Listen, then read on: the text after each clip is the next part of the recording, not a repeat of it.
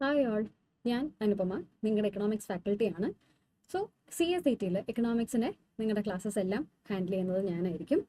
So നമുക്ക് ആദ്യം തന്നെ എന്തിനാണ് എക്കണോമിക്സ് പഠിക്കുന്നത് എന്നറിയണം അല്ലേ? നിങ്ങൾ എക്കണോമിക്സിനെ കുറിച്ച് വളരെ ഡീറ്റെയിൽഡ് ആയിട്ട് പഠിക്കാൻ നോക്കിക്കേ. എക്കണോമിക്സിൻ്റെ പല പല ചാപ്റ്റേഴ്സാണ് ഈ കാണുന്നത്.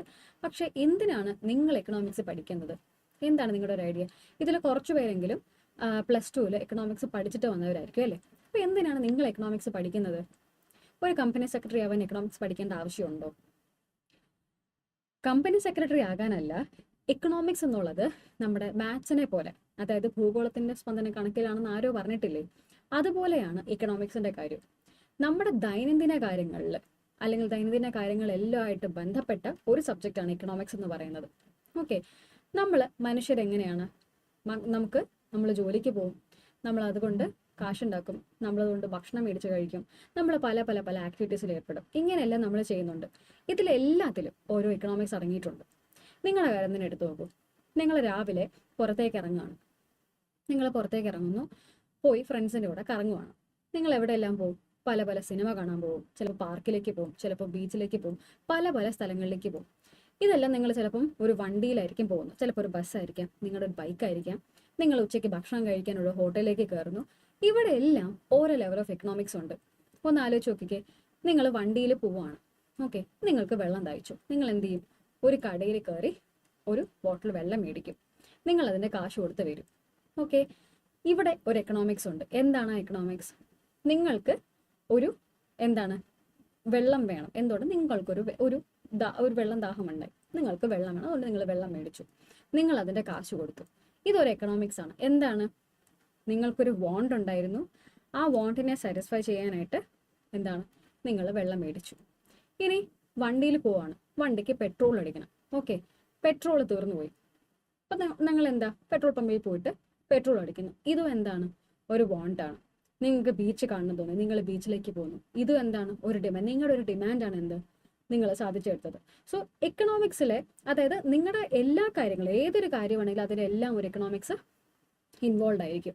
ഓക്കെ, ഇപ്പോൾ ഞാൻ നേരത്തെ പറഞ്ഞു സിനിമ കാണാൻ പോകുന്നത് ഇതുപോലെ തന്നെയാണ്. എക്കണോമിക്സ് എന്നുള്ളത് ഒരു സാധാരണ സബ്ജക്റ്റ് അല്ല, അല്ലെങ്കിൽ നിങ്ങൾക്ക് ഒരു ഡെയിലി ലൈഫിൽ നിന്ന് ഒഴിവാക്കാൻ കഴിയുന്ന ഒരു സബ്ജക്റ്റ് അല്ല. ഇപ്പോൾ നിങ്ങളുടെ കയ്യിൽ എത്ര കാശുണ്ട്, നിങ്ങൾക്ക് നാളെ ഒരു ബിസിനസ് തുടങ്ങാൻ എത്ര കാശ് വേണം, അതിനകത്ത് എത്രത്തോളം ചിലവുകളാണ് വരുന്നത്.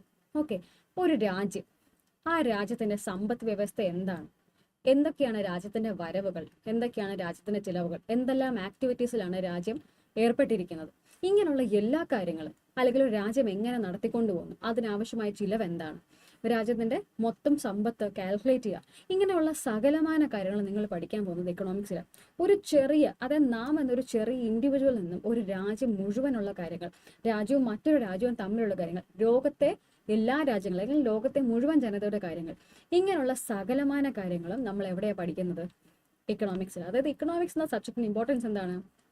നമ്മൾ അടങ്ങുന്ന ഒരു സൊസൈറ്റിയിൽ എങ്ങനെയാണ് നമ്മുടെ ആവശ്യങ്ങൾ നിറവേറ്റിയെടുക്കുന്നത്, അതിനുവേണ്ടി എങ്ങനെയാണ് മറ്റുള്ളവർ അല്ലെങ്കിൽ നമ്മൾ എല്ലാവരും ചേർന്ന് പ്രവർത്തിക്കുന്നത്, ഇങ്ങനെയുള്ള എല്ലാ കാര്യവും നമ്മൾ എവിടെ പഠിക്കുന്നു? എക്കണോമിക്സിൽ പഠിക്കുന്നു.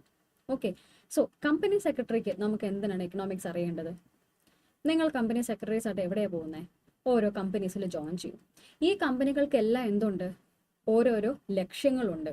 അത് ചിലപ്പോൾ പ്രോഫിറ്റ് മാക്സിമൈസേഷൻ ആയിരിക്കും, അല്ലെങ്കിൽ മുന്നിലേക്ക് നടത്തിക്കൊണ്ട് പോകാനായിരിക്കും. സോ ഇതെല്ലാം എങ്ങനെയായിരിക്കും? ഇതിനെല്ലാം ഓരോ ചിലവുകളുണ്ട്. എങ്ങനെ നടത്തിക്കൊണ്ട് പോകാം, അതിനെന്താണ് വേണ്ടത്, പല പല റിസോഴ്സസ്, നമുക്ക് എവിടെ നിന്നെല്ലാം പല പല റിസോഴ്സസ്, ചിലപ്പം ഇൻകം ആയിരിക്കാം, ചിലപ്പോൾ ഇൻവെസ്റ്റ്മെന്റ്സ് ആയിരിക്കാം. ഇതൊക്കെ ഇത് എവിടെ നിന്നെല്ലാമാണ് കിട്ടുന്നത്, എങ്ങനെ കൊണ്ടുപോകാം, ഇങ്ങനെയുള്ളവയാണ് നമ്മൾ എവിടെ പഠിക്കുന്നത്? എക്കണോമിക്സിൽ പഠിക്കുന്നത്. അപ്പം എക്കണോമിക്സ് എന്നുള്ളൊരു ചെറിയ സബ്ജക്റ്റ് ആണോ? അല്ല. എക്കണോമിക്സ് എന്നുള്ളത് എല്ലാ മേഖലകളിലും, നമുക്ക് സയൻസിലും ഫിലോസഫിയിലും അങ്ങനെ സകലമായ സബ്ജക്ട്സിലും നമ്മൾ എക്കണോമിക്സ് കൂടി ഉൾപ്പെടുത്തി പഠിക്കുന്നുണ്ട്. കാരണം എക്കണോമിക്സ് എന്നുള്ളത് നമുക്ക് മാറ്റി നിർത്താൻ പറ്റുന്ന ഒന്നല്ല. നമ്മളൊരു വീട് വയ്ക്കുന്നു, അവിടെ നമുക്ക് ഒരു എക്കണോമിക്സ് ഉണ്ട്. സോ ഏതൊരു ഫീൽഡ് എടുത്ത് നോക്കട്ടെ, അവിടെ എല്ലാം നിങ്ങൾക്ക് ഒരു എക്കണോമിക്സ്. നിങ്ങൾ ഇവിടെ പഠിക്കാൻ വരുന്നു, അതിന് ഒരു എക്കണോമിക്സ് ഉണ്ട്. നിങ്ങൾക്ക് CS പഠിക്കണം, നിങ്ങളുടെ ഡിമാൻഡ് അതാണ്. അത് സപ്ലൈ ചെയ്യാൻ ഇതുപോലൊരു ഇൻസ്റ്റിറ്റ്യൂട്ട് ഉണ്ട്. നിങ്ങൾ അവിടെ അതിന് വേണ്ടതായിട്ടുള്ള കാശ് മുടക്കുന്നു അല്ലേ? അവിടെ എന്താണ് നിങ്ങളുടെ ഡിമാൻഡ്, നിങ്ങൾ കാശ് കൊടുത്ത് മേടിക്കുന്നു അല്ലേ, നിങ്ങൾ അതിന് പേ ചെയ്ത് നിങ്ങൾ ഈ നോളജ് അക്വയർ ചെയ്യുന്നു. സോ ഇതും എന്താണ് ഒരു എക്കണോമിക്സ് ആണ്. അങ്ങനെ തൊട്ട് തൊട്ട് തൊട്ട് ഒത്തിരി കാര്യങ്ങൾ നമുക്ക് പറയാനായിട്ട് കഴിയും. ബേസിക്കലി ഇക്കണോമിക്സ് എന്ന് പറയുന്നത് നമ്മുടെ ഡെയിലി ലൈഫിൽ നിന്നും അല്ലെങ്കിൽ നമ്മുടെ ലൈഫിൽ നിന്നും മാറ്റി നിർത്താൻ കഴിയാത്ത ഒരു കാര്യമാണ്. ഓക്കെ, ആൻഡ് ഈ ഇക്കണോമിക്സിനെ ഒരു സയൻസ് ആയിട്ടാണ് കൺസിഡർ ചെയ്യുന്നത്. കാരണം ശാസ്ത്രം, മനുഷ്യൻ എങ്ങനെയാണ് എക്കോണമിയിൽ അവൻ്റെ ചുറ്റാകെയുള്ള റിസോഴ്സസ് ഉപയോഗിച്ച് ജീവിക്കുന്നത്, ഓക്കെ, എങ്ങനെയാണ് അവൻ സ്വയം ഡെവലപ്പ് ആകുന്നത്, ഇങ്ങനെയുള്ള കാര്യങ്ങളാണ് ഇക്കണോമിക്സിനകത്ത് പഠിക്കുന്നത്. സോ നിങ്ങൾക്ക് എക്കണോമിക്സിനെ കുറിച്ച് ചെറിയൊരു ഐഡിയ കിട്ടിയെന്ന് ഞാൻ വിശ്വസിക്കുന്നു. നമുക്ക് പതുക്കെ നിങ്ങൾ എന്താണ് ഇക്കണോമിക്സിൽ, അല്ലെങ്കിൽ എന്തൊക്കെയാണ് നിങ്ങൾ ഇക്കണോമിക്സിനകത്ത് പഠിക്കുന്നത്. ഇക്കണോമിക്സ് എന്ന് പറഞ്ഞാൽ വളരെ വാസ്റ്റ് ആയിട്ടുള്ള ഒരു സബ്ജക്റ്റ് ആണ്, അതുകൂടി പറയണമല്ലോ. ഈ കണ്ടന്റ്സിലേക്ക് പോകുന്നതിന് മുമ്പേ അതുകൂടി പറയട്ടെ. ഇക്കണോമിക്സ് എന്നുള്ളത് ഒരു ചെറിയ സബ്ജക്റ്റ് അല്ല. ഇക്കണോമിക്സിനെ ആദ്യം എന്താ പറയുക, ഇക്കണോമിസ്റ്റ് എല്ലാം വന്നപ്പോൾ എക്കണോമിക്സിനെ രണ്ടായിട്ട് തിരിച്ചിട്ടുണ്ടായിരുന്നുള്ളൂ. മൈക്രോ എക്കണോമിക്സ് എന്നും മാക്രോ എക്കണോമിക്സ് എന്നും നിങ്ങൾ കേട്ടിട്ടുണ്ടായിരിക്കും. ഈ മൈക്രോ എക്കണോമിക്സും മാക്രോ എക്കണോമിക്സ് എന്നും ഞാൻ നേരത്തെ പറഞ്ഞു, ഒരു ചെറിയ ഇൻഡിവിജ്വലിനെയും ഒരു രാജ്യത്തെയും മുഴുവൻ പഠിക്കുന്ന ഒരു സാഹചര്യം.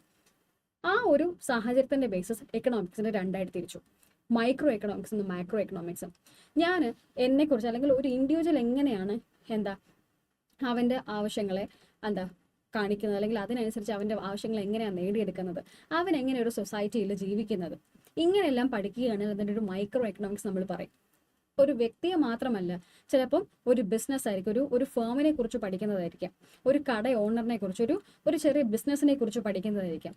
ഇതെല്ലാം എന്താണ്, മൈക്രോ എക്കണോമിക്സ് ആണ്. അതേ സമയത്ത് ഞാൻ ഒരു കൂട്ടം ആളുകളെ കുറിച്ച് പഠിക്കുന്നു, ഒരു കൂട്ടം ബിസിനസ് വെഞ്ചേഴ്സിനെ കുറിച്ച് പഠിക്കുന്നു, ഒരു രാജ്യത്തെ മുഴുവൻ പഠിക്കുന്നു, രാജ്യത്തിന്റെ സമ്പദ് വ്യവസ്ഥയെക്കുറിച്ച് പഠിക്കുന്നു. ഇങ്ങനെയാണെങ്കിൽ എന്താണ്, അതിനെ മാക്രോ എക്കണോമിക്സ് എന്ന് പഠിക്കുന്നു. ഇതാണ് എക്കണോമിക്സിന്റെ ഒരു ബേസിക് ഡിവിഷൻ എന്ന് പറയുന്നത്. ഓക്കെ, നമ്മുടെ ഈ ചാപ്റ്റേഴ്സ് എല്ലാം തന്നെ, എക്കണോമിക്സിനകത്തെ ചാപ്റ്റേഴ്സ് എല്ലാം തന്നെ പൊതുവെ ഈ രണ്ട് എക്കണോമിക്സിനകത്ത് ഉൾപ്പെടുത്തിയാണ് പഠിക്കുന്നത്, മൈക്രോ എക്കണോമിക്സ് എന്നും മാക്രോ എക്കണോമിക്സും. എന്നാൽ ഇക്കണോമിക്സ് എന്ന ഒരു സബ്ജക്റ്റിന്റെ സ്കോപ്പ്, അല്ലെങ്കിൽ ഇക്കണോമിക്സ് എന്ന സബ്ജക്റ്റിന്റെ ഒരു വ്യാപ്തി എന്ന് പറയുന്നത് ഈ രണ്ട് സബ്ജക്ട്സിൽ ഒതുങ്ങുന്നില്ല. നമുക്ക് മൈക്രോ എക്കണോമിക്സ് ഉണ്ട്, മാക്രോ എക്കണോമിക്സ് ഉണ്ട്, ഡെവലപ്മെന്റ് എക്കണോമിക്സ് ഉണ്ട്, ഫിനാൻഷ്യൽ എക്കണോമിക്സ് ഉണ്ട്, പബ്ലിക് എക്കണോമിക്സ് ഉണ്ട്, ന്യൂറോ എക്കണോമിക്സ് ഏറ്റവും പുതിയ കണ്ടുപിടുത്തമാണ്, നെർവ് ഉപയോഗിച്ചിട്ട്. ഒന്ന് ആലോചിച്ച് നോക്കൂ. ഹെൽത്ത് എക്കണോമിക്സ്, ദോഷനോമിക്സ്, പല കാര്യങ്ങളുണ്ട്. എല്ലാ ചെറിയ കാര്യങ്ങളിലും എല്ലാ വലിയ കാര്യങ്ങളിലും എക്കണോമിക്സ് ഉണ്ട്. ഒന്ന് ആലോചിച്ച് നോക്കൂ, ഇത്രയും വർഷങ്ങൾ നമുക്ക് 16th century 17th century even A ഡിക്ക് ശേഷം വന്നിട്ടുള്ള സബ്ജക്റ്റാണ്, അല്ലെങ്കിൽ അതിന് മുന്നേ തന്നെ BC സമയത്ത് ഉണ്ടായിരുന്ന ഒരു സബ്ജക്റ്റാണ് എക്കണോമിക്സ്. അവിടെ നിന്ന് ഉരുത്തിരിഞ്ഞ് ഇത്രയിടം വരെ എത്തിയ സബ്ജക്റ്റാണ്. ഇന്നും ആ സബ്ജക്റ്റ് വളർന്നുകൊണ്ടിരിക്കുന്നു, പുതിയ പുതിയ ശാഖകൾ കണ്ടെത്തിക്കൊണ്ടിരിക്കുന്നു. അതുകൊണ്ടാണ് എക്കണോമിക്സ് എന്ന സബ്ജക്റ്റ് വളരെയധികം ഇമ്പോർട്ടൻ്റ് ആയി എല്ലാ മേഖലകളിലും പഠിക്കുന്നത്. നമുക്കൊരു റിസർച്ച് ആൻഡ് ഡെവലപ്മെന്റ് ആവശ്യമുണ്ട്, അവിടെ നമുക്ക് എന്താണ് എക്കണോമിക്സ് പഠിക്കണം. എക്കണോമിക്സിന്റെ ടൂൾസ് ആണ് റിസർച്ചിന് വേണ്ടി ഉപയോഗിക്കുന്നത്. എക്കണോമെട്രിക്സ് എന്നൊരു ശാഖയുണ്ട്. സോ ഇതാണ് എക്കണോമെട്രിക്സ് എന്നുള്ള സബ്ജക്റ്റിന്റെ സ്കോപ്പ് എന്ന് പറയുന്നത്. അതിലെ വളരെ ബേസിക് ആയിട്ടുള്ള രണ്ട് സബ്ജക്ട്സ്, മൈക്രോ ആൻഡ് മാക്രോ. അതിനകത്തെ കുറച്ച് കാര്യങ്ങൾ മാത്രമാണ് നിങ്ങൾക്ക് പഠിക്കാനുള്ളത്. കാരണം ബേസ് ആയിട്ടുള്ള, അതായത് എല്ലാ സബ്ജക്ട്സിനെയും വളരെ ബേസ് ആയിട്ടുള്ള വളരെ പ്രധാനപ്പെട്ട കാര്യങ്ങൾ മാത്രമേ നിങ്ങൾക്ക് കമ്പനി സെക്രട്ടറിക്കായിട്ട് പഠിക്കാനുള്ളൂ. അപ്പം ആ വളരെ ബേസിക് ആയിട്ടുള്ള വളരെ സിമ്പിൾ ആയിട്ടുള്ള കുറച്ച് ടോപ്പിക്സ് ആണ് നമുക്കിവിടെ പഠിക്കാനുള്ളത്. പക്ഷെ എന്താണ്, ഇതെല്ലാം തന്നെ CA-CETക്ക് അല്ലെങ്കിൽ കമ്പനി സെക്രട്ടറി ആയിട്ടുള്ള നിങ്ങൾക്ക് എങ്ങനെ ഉപകാരപ്പെടും? ഒരു കമ്പനിയിലേക്ക് കയറി കഴിഞ്ഞാൽ ആ കമ്പനിയുടെ ബിസിനസ് തീരുമാനങ്ങൾ എന്താണ്, അതെങ്ങനെ അനലൈസ് ചെയ്യാം, അവിടുത്തെ പ്രശ്നങ്ങൾ നിങ്ങൾക്ക് എങ്ങനെ തരണം ചെയ്യാം, അവിടുത്തെ ആവശ്യങ്ങൾ എന്താണ്, അതിനു വേണ്ടി ചെയ്യേണ്ടത് അതാണ്.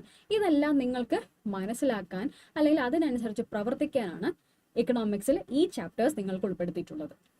ഓക്കെ, സോ എക്കണോമിക്സ് എന്താണ്, അല്ലെങ്കിൽ നമ്മളത് വളരെ വിശദമായിട്ട് ഇനിയും പഠിക്കും. എക്കണോമിക്സ് എന്താണെന്ന് മനസ്സിലായല്ലോ.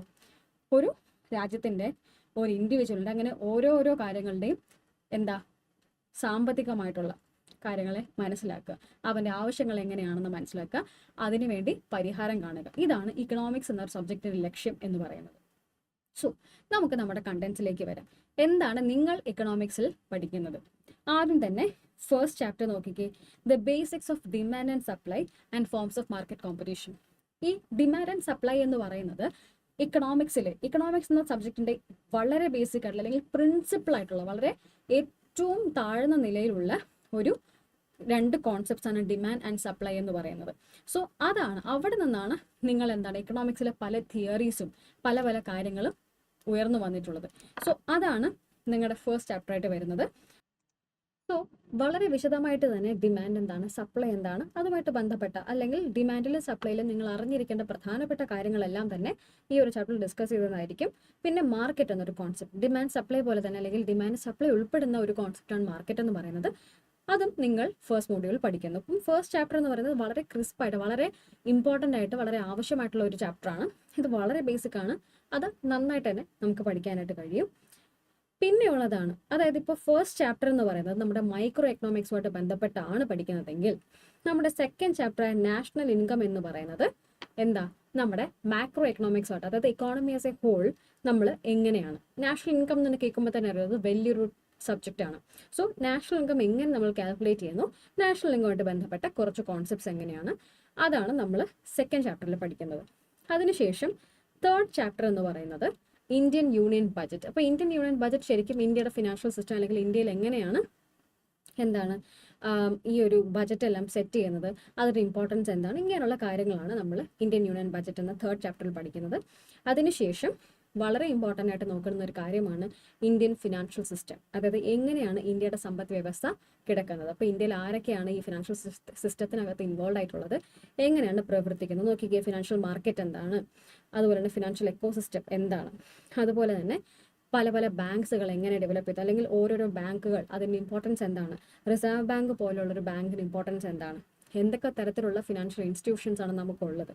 പിന്നെയോ മറ്റ് മേഖലകൾ, അതായത് നമ്മുടെ സെക്കൻഡറി മാർക്കറ്റ് അല്ലെങ്കിൽ സ്റ്റോക്സ് എന്നോ നിങ്ങൾ ഷെയർസ് എന്നോ മ്യൂച്വൽ ഫണ്ട്സ് എന്നോ ഒക്കെ കേട്ടിട്ടില്ല. അപ്പോൾ അതുപോലുള്ള കുറച്ച് കാര്യങ്ങൾ കൂടി നിങ്ങൾ പഠിക്കുന്നു. അപ്പോൾ ഇങ്ങനെയാണ് ഇന്ത്യയുടെ സമ്പദ് വ്യവസ്ഥ, ഇന്ത്യയുടെ സാമ്പത്തികമായിട്ടുള്ള കാര്യങ്ങൾ പ്രധാനമായിട്ട് നമ്മൾ കാണുന്നത് ഈ ഒരു ഇന്ത്യൻ ഫിനാൻഷ്യൽ മാർക്കറ്റാണ്. എന്തൊക്കെ ഇൻസ്ട്രുമെന്റ്സ് ആണ് ഉപയോഗിക്കുന്നത്, ഇതെല്ലാമാണ് നമ്മൾ ഈ ഒരു ഫോർത്ത് മൊഡ്യൂളിൽ പഠിക്കുന്നത്. അതിനുശേഷം അവസാനമായിട്ട് ഇന്ത്യൻ എക്കോണമി, അതായത് ഇന്ത്യ എന്ന എക്കോണമി, അതായത് ഇന്ത്യ എന്ന ഒരു രാജ്യം, ഈ രാജ്യത്തെ എങ്ങനെയാണ് നാഷണൽ ഇൻകം ഉണ്ടാകുന്നത്, അല്ലെങ്കിൽ എവിടെ നിന്നൊക്കെയാണ് ഇന്ത്യയുടെ നാഷണൽ ഇൻകം കാൽക്കുലേറ്റ് ചെയ്യപ്പെടുന്നത്, ആൻഡ് എന്താണ് ഇന്ത്യയിലെ ഏറ്റവും പ്രധാനപ്പെട്ട സെക്ടേഴ്സ് എന്താണ്, ഇന്ത്യയുടെ വളർച്ച എങ്ങനെയാണ്, ഇന്ത്യയുടെ ബജറ്റ് അനുസരിച്ച് എത്രത്തോളമാണ് ഇന്ത്യയുടെ വളർച്ച കാൽക്കുലേറ്റ് ചെയ്യുന്നത്, അതിനുവേണ്ടി എന്തൊക്കെയാണ് ഇന്ത്യ ചെയ്യുന്നത്, പല പല മേഖലകൾ എങ്ങനെ ഡെവലപ്പ് ചെയ്യുന്നു, അതിനുവേണ്ടി എന്തൊക്കെ കാര്യങ്ങളാണ് ചെയ്യുന്നത്, ഇങ്ങനെയുള്ളവയാണ് നമ്മൾ 5ാമത്തെ മൊഡ്യൂളായ ഇന്ത്യൻ എക്കോണമിയിൽ പഠിക്കുന്നത്. സോ ഇത്രയുമാണ് നമ്മൾ എക്കണോമിക്സിൽ പഠിക്കുന്നത്. നോക്കിക്കേ, ഇന്ത്യൻ എക്കോണമി എന്ന് പറയുന്നത് ഒരു സബ്ജക്റ്റ് ആണ്, അതായത് ഒരു ടോപ്പിക് അല്ല. ശരിക്കും ഇന്ത്യൻ എക്കോണമി എന്ന് പറയുന്നത് ഒരു സബ്ജക്റ്റ് തന്നെയാണ്. നമുക്ക് വളരെ പ്രധാനമായിട്ട് പഠിക്കാനുള്ള ഇന്ത്യയുമായിട്ട് ബന്ധപ്പെട്ട ഒരു സബ്ജക്റ്റ് തന്നെയാണ് ഇന്ത്യൻ എക്കോണമി എന്ന് പറയുന്നത്. അപ്പോൾ ഇക്കണോമിക്സ് എന്നുള്ളത് ബേസിക്കലി എന്തല്ല, വെറുതെ പഠിച്ചു പോകേണ്ട ഒരു സബ്ജക്റ്റ് അല്ല, നമ്മുടെ ഡെയിലി ലൈഫുമായിട്ട് നമ്മൾ കണക്ട് ചെയ്ത് പഠിക്കേണ്ട ഒരു സബ്ജക്റ്റാണ് നമ്മുടെ ഈ ഇക്കണോമിക്സ് എന്ന് പറയുന്നത്. സോ അത്രത്തോളം ഇമ്പോർട്ടൻ്റ് ആണ് ഇക്കണോമിക്സ് എന്ന സബ്ജക്റ്റ്. അപ്പോൾ നിങ്ങൾക്ക് എന്ത് ചെയ്യാം, നിങ്ങൾ ഓരോ കാര്യം പഠിക്കുമ്പോഴും നിങ്ങൾക്ക് ഇതുപോലെ കണക്ട് ചെയ്ത് വളരെ രസകരമായിട്ട് എന്ത് ചെയ്യാം, പല പല കോൺസെപ്റ്റ്സ് ഓർത്തിരിക്കാം. സോ എക്കണോമിക്സ് എന്ന സബ്ജക്റ്റ് എന്താണ്, വളരെ ഇമ്പോർട്ടൻ്റ് ആണ്. ഈ പറഞ്ഞ പോലെ രസകരമായിട്ട് പഠിക്കാൻ പറ്റുന്ന ഒന്നുകൂടിയാണ്. ഓക്കെ.